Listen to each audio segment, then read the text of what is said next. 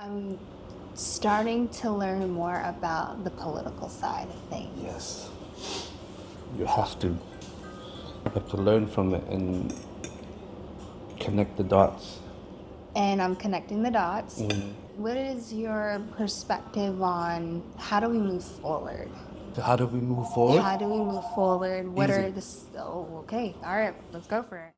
As a second-generation Vietnamese Cambodian American and a child of war survivors, there are gaps in my knowledge and understanding of my ancestral roots. Somehow, much of the art, the culture, the history never reached me. So this is my way of learning, growing, and healing through community.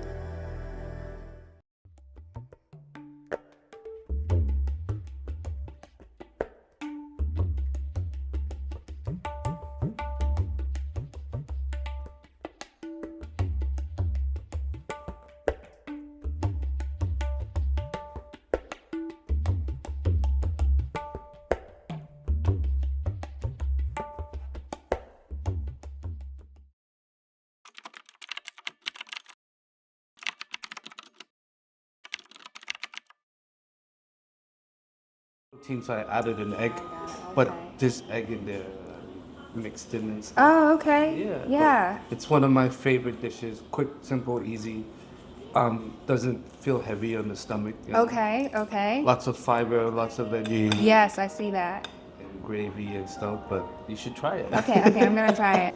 Okay, so while I eat and catch up on this food, Yep. because you've been waiting for some time, thank you.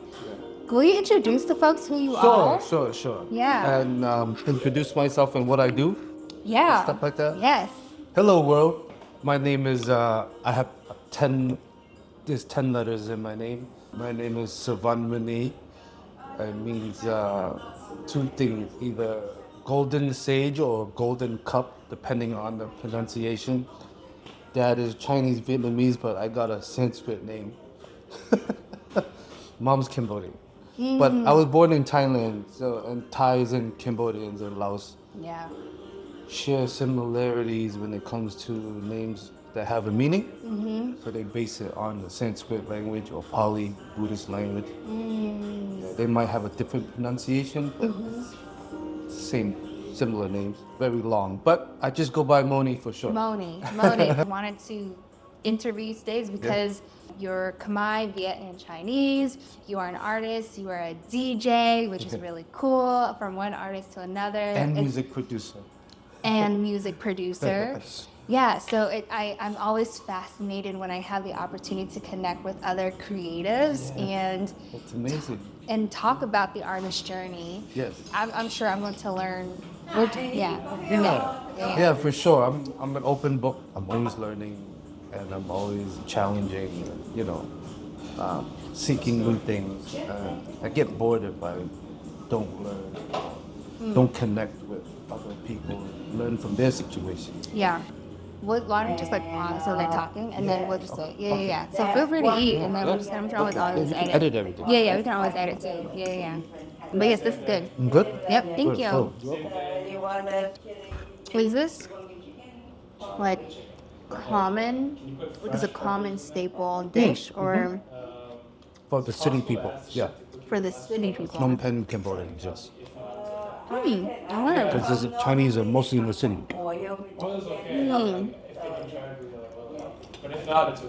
Yeah. Country Cambodians don't eat this stuff. No? I think they eat lot. You ever seen lot? It's like the little noodles that look like a worm. I don't think I don't It's other rice noodles that they eat. That's look more. like a worm. Is there a better description? Lot. Called lot. Lot chan. Oh shoot, they do. I get it. Okay, Look got like a it. little, Yeah. Oh. little worm. Yeah. And it's with like nước mắm, you know, Nước mắm, yes. the sweet one Yeah. with Yeah. egg, beef, bean sprouts, and like chives, like long chives. Okay. Yeah, but it's good. I mean, it looks good. I know one other Khmer DJ in the Boston area. You're the second. Well, there's many. But, There's many? There's many, but I don't think many do my type of art. Okay, let's talk about your Yeah. type of art. So I come from, so my father's a music composer. He went to art school in Cambodia, even though he's Vietnamese and Chinese. He was privileged enough to go to art school that was actually promoted by the king. So the king wanted to nationalize the country, through Cambodian arts, and my father was fortunate enough to learn Cambodian arts, music and stuff, instruments, but not only ancient traditional instruments, but also like electric guitar, stuff like that, like rock and roll. And my mother was a singer, and I've always been fascinated by their talents, even though I didn't realize I was fascinated by it, but I would get stuck, and walk past. Dad's playing music and my mom singing or whatever. As a kid, you don't think anything of it, but as you get older, you're like, okay, I see where I come from, I see where worldly music intrigues me, because Cambodia, as they modernized, yes, there was traditional Cambodian music, but as Cambodia modernized, they was heavily influenced by Afro-Latin sounds. So the Afro-Latino sounds from like Brazil, Cuba, Colombia, or wherever the Afro-Latino sound comes from. Yeah. It's a huge area it comes from. It influenced Cambodia. Not only that, Baroque sounds from France, and then you have bossa nova and stuff from Brazil and stuff like that. So as Cambodia was modernizing and was influenced, the West heavily influenced them. What is the time frame that you're talking about right now? I'm talking Is this like pre after independence? Or after? Okay. After independence, so after the 1940s? After the 1940s, Yeah. before the genocide. Yeah, right before the genocide. Right before. Yeah, like way before, like 20, So the genocide happened because, America did their bombings and stuff like that, and the native or the counter resistance got mad at America because the king actually wanted to be neutral. So when the bombings happened, it led to a lot of suffering, but also a lot of recruitment for the Communist Party as a counter resistance to the American bombings. You see what I'm saying? So the kids that didn't have no more parents was like, okay, I've got nothing to live for. I'm angry. They're like, okay, we have something for you to do. Why don't you join us? So they joined the Communist Party, and the communists kept telling them it was the city people that killed your family. Oh my gosh. And the city people are heavily influenced by America and the West, right? So this is why they killed all the artists in Cambodia. So they came in your house, they saw a record player, they saw anything that had to do with Western influences, Yeah. you're dead. Okay. Okay. So you've been to Cambodia. Yes. How does that make you feel being a Khmer artist, going back to Cambodia, go to the very land Yep. that targeted and killed artists? What was that So, like for you? When I got there, I went by myself and with a friend, but he went on his path, I went on my own path. I made my own friends there in the city just by knowing how to socialize. But I was intrigued by how nice the people were, the hospitality, the welcoming. They didn't know I was Khmer, but once I said I was Khmer, it kind of opened up a little bit, I didn't look Khmer to them, but I'm sure I do, but they're probably not used to seeing tall Khmer men or mixed, eyes are still slanty and stuff like that. But all the city people are mixed with, anyways, Chinese and Vietnamese, so there's a certain stature to them on their height or whatever also. But if you look at the Khmers that's outside of the city that are like from certain other places, there's a lot of us that are tall and big and like built not like Asian kind Typical. Yeah, not the typical Asian, stature, We have like Indian in our bloodline, we have Yeah. like South Indian, North Indian, Yeah. There's a lot of different bloodlines, you know. And it's all like a big mix because we used to be an empire. But I tried searching for my family. It was like a lost cause. You know, my mom's side of the family. And So when you went there, what was it feeling like? I was happy. I was You like, was happy? yeah, no stress. Wow. I was happy. I Yeah. didn't, even though there's a lot of trauma Yeah. or whatever Yeah. that has happened, Yes. that it kept reminding you, like America reminds you Yeah. of genocide, like other Cambodians remind you of genocide. Yeah. Always talk about death and everything else. Yeah. So when I went there, it's like the city was like hustling and bustling and vibrant, you know. Yeah. It wasn't as developed as it is now, Okay. but it was developed enough for that. I enjoyed it. I Yeah. enjoyed the city. They had a casino, they had restaurants, they had people out every night. Yeah, it was like it was like a culture shock, you know. It was different. I hear that. I hear that. Okay, so we're Yeah. jumping back and forth right now. So Okay. I hear often people say a culture shock when they go to Cambodia. Culture shock, like the poverty, right? The poverty. Yeah, there's poor people everywhere, but I realized the poor people that are happy and the poor people that have their own economy, like they're poor but they can still eat. Yeah.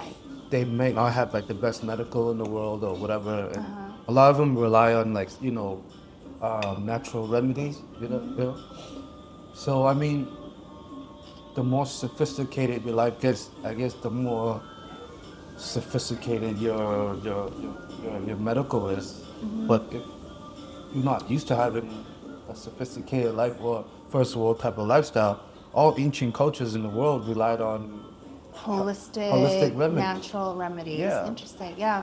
I mean, a lot of things I question too, but I try not to let my differences and let those type of thoughts affect how everything was as of there. Yeah. You get what I'm saying? I'm gonna make the best out of it. I didn't come here to put my judgment on these people and how things are. Like most Asians do. They come there and they start judging, they start comparing, they start doing this. Well, I don't know if it's most Asians. Is it most Asians? a lot. I would say a lot. But after they become Americanized, they go there, they never been there, and then they start comparing. But Oh, I mean, it's different. But also you have to factor in that Cambodia built itself with broken legs. Okay, I so mean, it takes a long time to heal, right? When you yeah. get broken. Okay. So you have to factor those things in. Yeah. Okay. So you mentioned your family. You said it was a lost cause, trying to search for them, or? Yeah, I was just, people kept giving me all these different avenues to run to. Like, you had names? Did you have names? I had some names, but it was just like, one avenue was like, go on TV, say their names. Another avenue was like, submit to them, pay them this, pay them that, they'll try to look. But it just kept me going in circles. So you were actually looking for your family members? Yeah, but I didn't, I wouldn't say I gave up, but Yeah. I'm not gonna, for the most part, we just know that they're all killed and they're all dead. But it doesn't hurt to try to see if anybody's alive. Wow. But I came to an acceptance with that was the cards dealt. My family was dealt, but they went out with honor. You know, my grandfather was a guard, royal guards. You know, their whole family was raised up to protect the king, and as in a lot of military families was. You know, my mom came from a military family. Wow. And they had their duty. They lived simple. They were happy. They were considered middle class. But as the communists came and they went, and they couldn't escape, but they decided that this is my country. I'm gonna live and fight and die for my country. I'm not going nowhere. Your parents? Yeah, like not just my grandparents. Yeah, my grandparents. But because my grandparents and my mother's side of the family was part of the military, Yeah. they cannot execute just one person. They know your whole bloodline and they just ran through everybody. Okay, hold on. You see what I'm saying? So help me understand this. So your family, My mother's side. your mother's side of the family. Yep. What does it mean to have been a part of the military? Like what? Well, in Cambodia, it's either you were under the French occupation back then. You trained with them. There was no national Cambodian military and modern military until later on, later on. Okay. But if you come from a family of like soldiers and command military people, they had their own ways of doing things like that. There was a chieftain, the warlord. Certain people had certain skills. Whatever village you're from, but if your whole family has been brought up to protect and serve, that's what you're gonna do. Yeah, you don't strain from what. That's like it's just passed down Yeah, generation. it's passed down from generation. If you're a farmer, most likely you're gonna be a farmer, right? If someone in your family, your grandfather's a blacksmith, most likely you're gonna be a blacksmith. You see what I'm saying? It's just how it was in those times. Wow. So and then as Cambodia became independent and the military started growing, you had a lot of instability from the Khmer royal family. So Khmer royals have left Cambodia with 500 years of instability and fighting. Okay, sorry. Repeat that one more time. Yes, the Cambodian royals left the Cambodian people, or Cambodia, with 500 years of infighting and instabilities because of that. Crazy, right? So I'm trying to understand this timeline. So the French occupation, Yes. when they came in, that removed the royal family's power. Well, it divided them. It They divided. put a different royal family in charge instead of the one that's Royal supposed to be bloodline. in charge. Yeah, and it did. I believe it was strategic because it caused a lot of infighting. You see? Okay. So when the actual royal family was removed, which royal family was, you're saying, responsible for the instability? Or I would say both of them. We have the Norodom, and then you have the Sisuats. They're related, but the French put Sihanouk in from when he was young, and they thought he was going to be a French puppet. He actually ended up challenging them, challenged the West as well. and this is The late king that just passed. Now his son is the king. Is the king now. wow. Yeah, but Cambodia is very turbulent, and a lot of people don't understand where the problems are. I mean, there's a lot. There's so much, There's a but lot. but because I love history and I love everything, and I love actually facing anything that bothers me or that I question, Yeah. just face it head on. As I am digging and researching and asking questions, I'm starting to learn more about the political side of things. Yes, you have to. You have to learn from it and connect the dots. And I'm connecting the dots. We won't have to say too much, Sure. but what is your perspective on how do we move forward? How do we move forward, right? Especially, so there's my generation and future generations, and I feel a lot of the trauma and problems do stem from previous generations, Yep. older generations. So how do we move forward? How do we move forward? What Easy. are the? Oh, okay, all right, let's go for it. We come to terms. We accept what happened, that we can't change it. Okay. But you also have to realize that a lot of outside influences, a lot of outside forces played a part in that. Okay. And then you have to also realize that our people back in Asia the Vietnamese, the Cambodians, the Chinese, whoever, they realized that and they booted the problem out. Okay. So yep. America didn't take over Yes. Southeast Asia, and they're living in peace.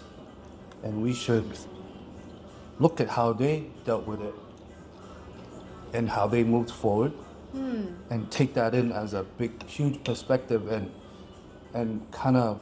You're talking about our Southeast, like our brothers and sisters in Southeast Asia. Yeah, Southeast Asia now. Because They're not suffering like us who are in America, why but are we are. suffering? Why are we suffering in Because America? we're constantly reminded of it, and it's being thrown in our faces, and the truth is not being thrown in our face. But What is the truth? good question. What is the truth? The truth is what makes sense to you. Because I can tell you something, you might not believe me. You might think I'm lying because maybe you were raised a certain way, or your parents see things a certain way. You know, there's some Vietnamese and Cambodians that were pro-America and part of the, pro-American military, Yeah. the coup and stuff like that, Yeah. like South Vietnamese forces, the Lon forces from Cambodia, they all sided with America. But even though we're American, you have to realize what our government did as well. You got Richard Nixon and Henry Kissinger, and the things that they did. Yeah. Yeah, he played a. Yes. Yeah. So, education is key. Yeah. Being educated is key, and trying not to judge, because no matter what, whether our people in Asia or our people here, we all suffered. Doesn't matter where we're at. Everyone suffered. Everyone had family that died.